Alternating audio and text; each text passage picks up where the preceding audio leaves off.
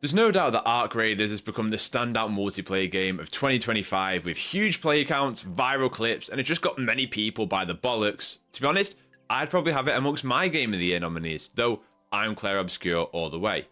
It's having its moment not just because it's an extremely well-made game, but it's introducing the masses, including myself, to extraction shooters with an abundance of streamlined features and elements that keep the game simple and fun at its very core.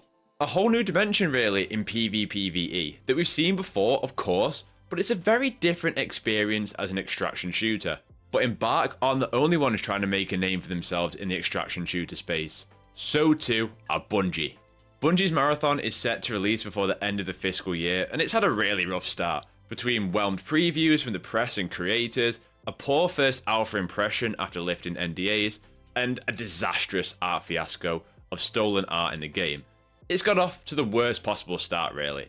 With Arc Raiders being such a massive success, today I'm asking the question, where does that leave Marathon? See, there's a lot of talk about oversaturation of video game markets, whether it was looter shooters in the days of Destiny 2, Division 2, Borderlands, Outriders, whether it's hero shooters with Concord, Marvel Rivals and Overwatch.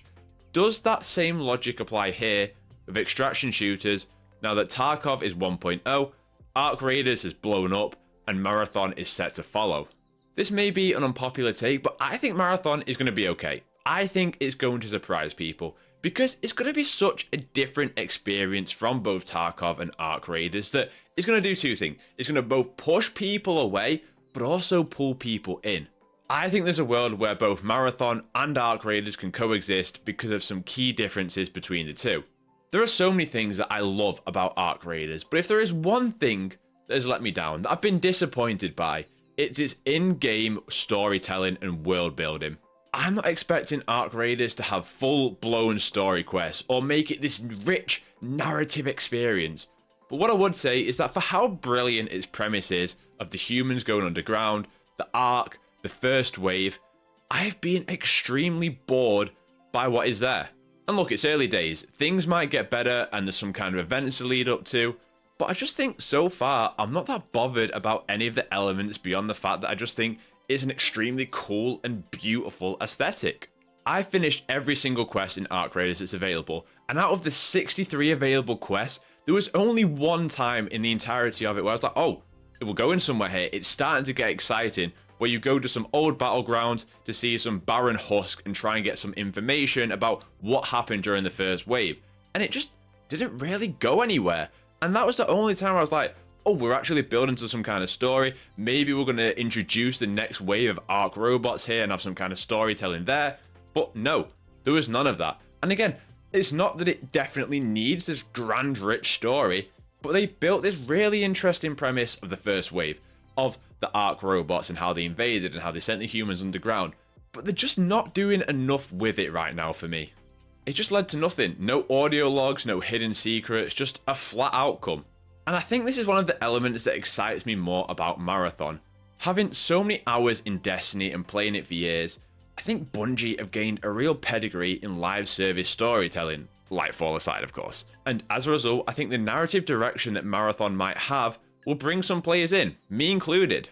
There's still so many details we don't know about Marathon, but whether it's the faction storytelling, the environmental storytelling of the maps, the lore tabs, I think Marathon's world and storytelling will feel richer. Again, it's not to write off Arc Raiders, it's early. Down the line, they may have cool story events that go on, or deeper, more rich quests. But right now, it's not doing it for me. And I know, as experience with Bungie games in the past, they're world class at providing cool and interesting lore that flesh out the world. I'm not expecting NPCs to guide me through a map or anything like that and have these massive, gigantic battles, but I have more confidence in the storytelling that Bungie will tell in its world than what I'm seeing in Arc Raiders right now. And that's not for everyone. Some people tell their own in-game stories where they get on prox chat, betrayals, helping people out. And that's what some people want from their experience. Others do want that richer narrative where they become invested in the world that they are. That is one of the premises of Destiny, for example. And Marathon might not go as deep as Destiny did, but I do think there'll be something there, whether it's the factions, whether it's your runner, whether it's the grander scheme of what's going on with the Marathon ship. I think there's going to be cooler storytelling that's going on there. So some people may stay to Arc Raiders because they want to tell their own stories about what happens in the map. Some people go to Marathon because they want to be told a story. And some people, like myself, will want both. So that's where I think, and maybe it's a little bit of hope, that Marathon might have the edge. I also think they're just going to be massively varied gameplay experiences. The difference in a third-person shooter versus a first-person is huge. Arc Raiders is very much about the movement and the positioning, having your camera in a manner so that you can peek around a corner without anyone even knowing that you're there or can see you. And as a result, Arc Raiders can feel more fast and frantic. Bungie's Marathon as a first-person shooter, the same tactics just don't apply. Of course you can camp and sit in corners, but you can't peek in the same way in a first-person shooter. And in more competitive, high-stakes environments, I think I'll always prefer a first-person shooter over a third. Especially one that has that Bungie gunplay that is just world-class. Even in the state that Destiny 2 is in right now, which is just not a very good one, it is still incredibly fun in the moment-to-moment gameplay, and the gunplay still feels as good as ever. Dying in Arc Raiders can feel quite cheap, where someone can just sit in a corner and they use the camera to look around, and as you get in the vicinity, bam, they just stay there, they know you're coming, you got no idea. Of course, it can be cheap like that, but at the same time, I do think it was the right decision for Arc Raiders to go third person because of the scale of it. When you think about standing in front of a matriarch or a queen, or even watching a leaper launch towards you, I'm not sure that hits the same in first person as it would in third. So it's not to say that Marathon is wrong for being the third person shooter. It's all about preference and what fits the game at the end of the day. But what I'm saying is that some people will want the Marathon first person. Some people like the fast, frantic nature of a third person. And then I think, as a result, some people will like both. Some people want to play a bit of Arc Raiders for the movement and the feel of it. And then they'll also want it for that good first person gunplay. It's not that A is better than B, but the gameplay experience is unique in its pace, its positioning, and its methods. It's going to come down to preference. Some people will like Arc Raiders more with being able to see your character and the customization, the movement of it, and others will prefer the immersion and precision of a first-person shooter. Or you'll fall in both camps and you will like the variety of switching up your experience. As for the success and impact of Arc Raiders, look, I intend to play both and continue with both. But the question of will Arc Raiders' success take away from Marathon since people have now invested not just their time but their money, that question remains. I'm of the opinion that I actually think Arc Raiders' success will help Marathon, providing that Marathon does launch with really high quality, and that's a big if. But when I think about extraction shooters, over the years I have become alienated to the idea of an extraction shooter, and what Arc Raiders has done has streamlined it for me, make it approachable, and get me in. And not only has it just got me in, it's got me by the bollocks. It's got me. And I put so many hours into it in a game and a genre that I thought I would never like. And it's made me think of it's almost PvP evolved because of how reliant it is on the event side of it. That I don't know if I can just go back to normal PvP games because for years I've struggled with them. And I suck at PvP. But what it's done is bring me into a genre that I never thought I would like. And as a result, I think that won't just be for me. I think it's done it for the masses, because I'm sure I'm not alone here, but I've always seen extraction shooters as this scary concept of play for 30 minutes with the risk of losing all your loot at the end of it. But they've got me into it. So as a result, Marathon no longer has to pitch the idea of an extraction shooter to people, they just have to pitch their version of it. It's no longer this new scary concept. We've experienced extraction shooters, and as a result, I think it could boost the interest in Marathon. As of how it stands right now, no, I don't foresee Marathon doing the gargantuan numbers that Arc Raiders has, but I do think it could do well because of those key differences that I mentioned. If Marathon was just first-person Arc Raiders, I'd be like, nah, well, that's not interesting. But for me, they are different offerings. Arc Raiders has the advantage in terms of being the first. The customization is cooler, the enemy AI of the Arc bots carry a greater presence, the sound design is just a thing of beauty, and the movement feels good. Whilst Marathon promises to have a deeper world and narrative, that first-person gunplay, and a deeper faction system. I do still have many concerns about Marathon, like I'm not all just complete blind optimism. I'm really still not into the hero aspect of it with Void and Recon and all that jazz.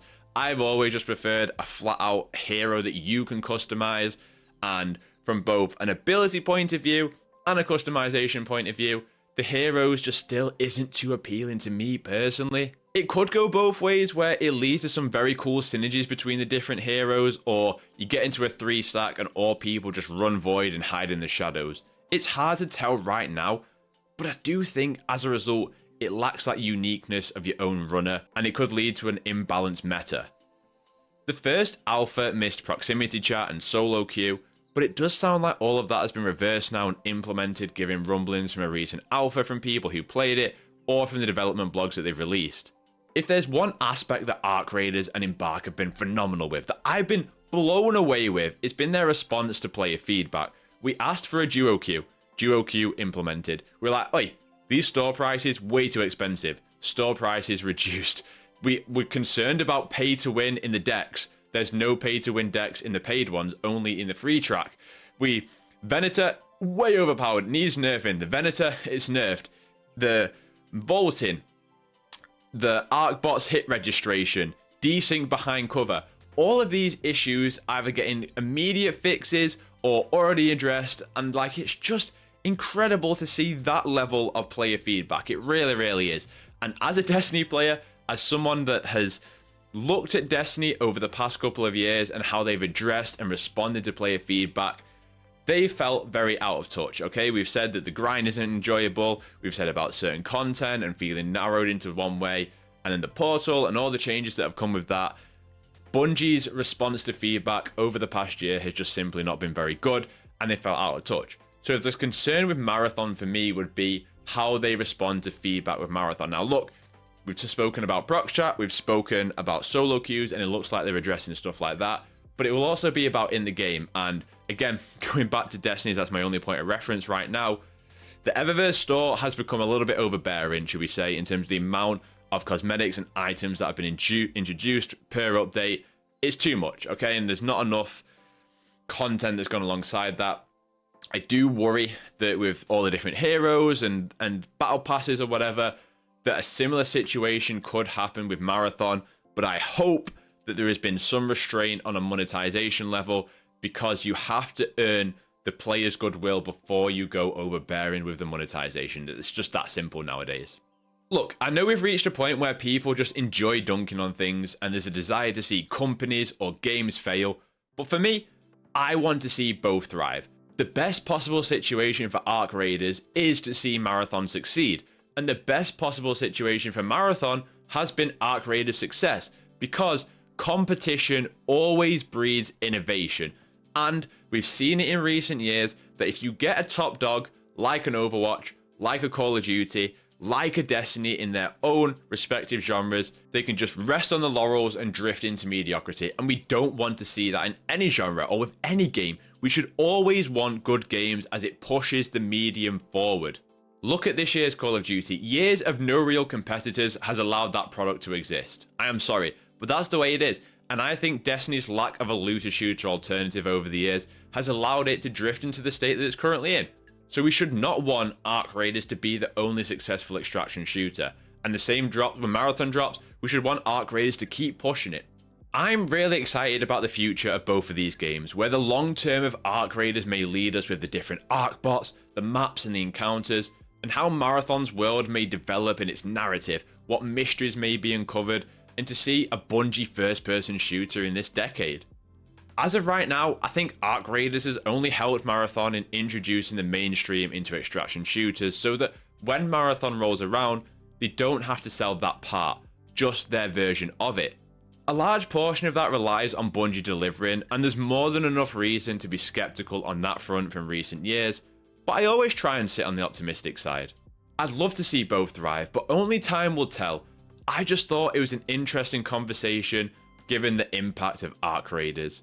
But I'd love to hear your thoughts though. Has Arc Raiders made you more or less interested in Marathon? Let me know.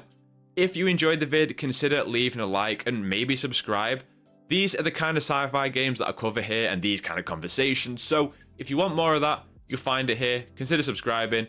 I hope you have a terrific day. Play games, get gains, and I will catch you in the next one.